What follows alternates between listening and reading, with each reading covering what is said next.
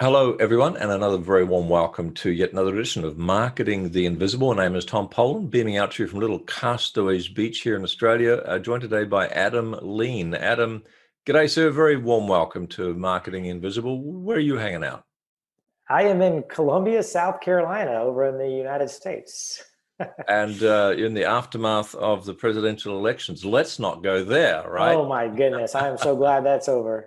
Yeah, I'm not sure it is, but Well, that's true. talk to, I suppose. All right, folks. So we're just recording this just a matter of almost 6 days after the presidential election. So that's the reference.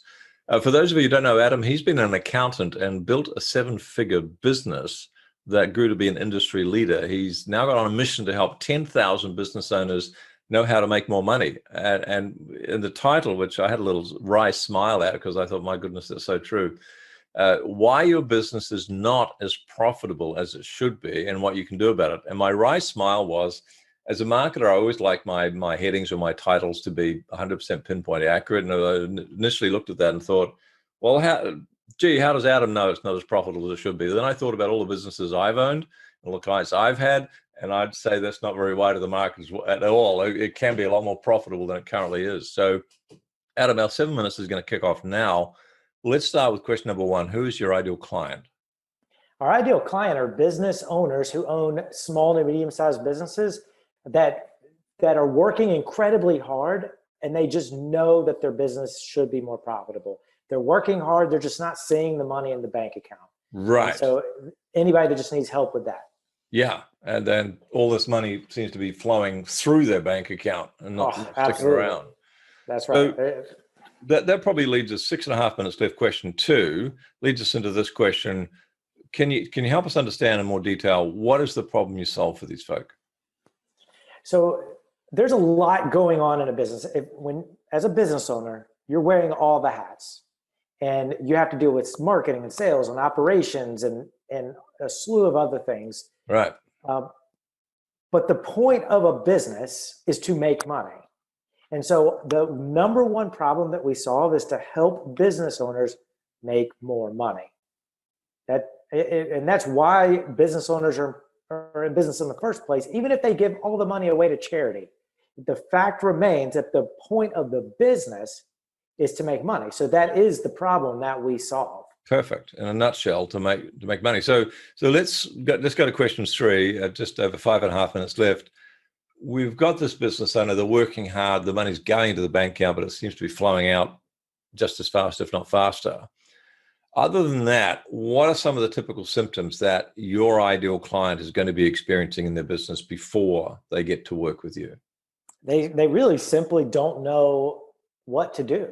They're an expert at the craft of their business. So like a dentist starts a dental practice. And so they typically spend all their time doing dental things. But the fact remains that doing just dental things that you're good at, the hairdresser that starts a hair salon or cook that starts a restaurant, because you're good at those things doesn't necessarily mean that you're just going to make money at those things. That just means you're great at that craft. And so if a business owner is just feeling overwhelmed and not sure what the next steps they need to do to make more money, that's really the number one symptom of people that come to us. They know that there's a problem, they just don't know how to solve it. But that's what we do, is we give them a solution. So they're probably very good at what they do technically, like the dentist, but don't know exactly how to get more money out of that business. So probably working too long, working hard. So let's go to that one, because that's question four. What are some of the, 4 minutes left. What are some of the common mistakes? These folks are working hard, the money's coming in, but it seems to be disappearing just as fast. They're going to try stuff, right? So what are they going to try that actually ends up being not the correct answer? What are some of the mistakes they make before they find your solution? The number one mistake that we see is that they end up working harder in the business. So instead of working 50 hours a week, they're just thinking, oh, I need to spend 65 hours a week. I'm not working hard enough, right? I'm not working hard enough, or I can't afford to hire other people. I don't have systems in place. Everything revolves around me. Those are typical symptoms of businesses that don't have a proper machine set up that just works like it's supposed to do the one thing that the machine's supposed to do, which is make more money. So they work longer and they work harder and still end up with the same problem. And when they run out of time, they probably hire more people and still end up with probably even worse of a problem.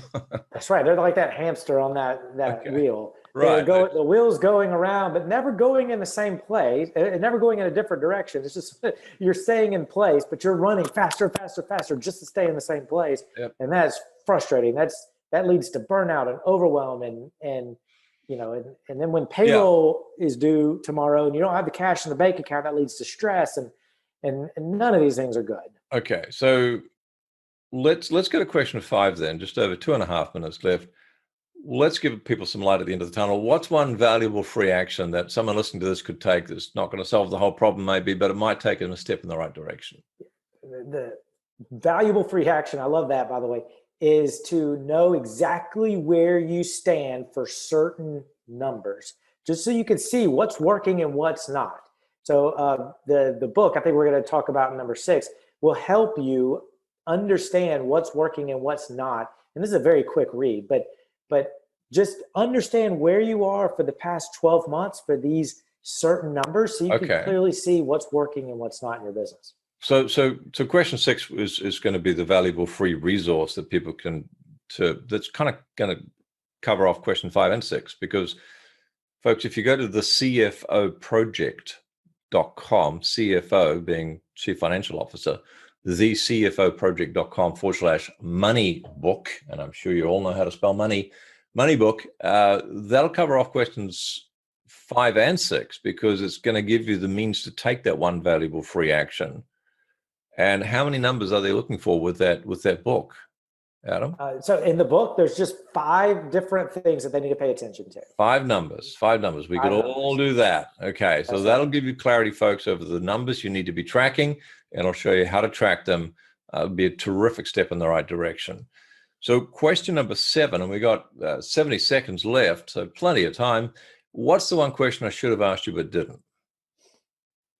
What is the most important number to improve in a business? And what is that most important number, Adam?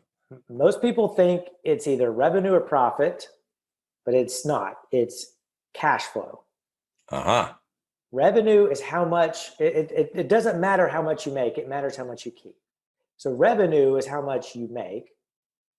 Profit is also how much you make, but cash flow is how much you keep. And cash flow literally is defined as how much money is flowing into your bank account minus what's flowing out of your bank account. Whatever's left, positive cash flow, that's how much you get to keep and do what you want with. Perfect. That's more important than revenue, more important than profit. Yeah, profit's an opinion, but cash is a fact, right?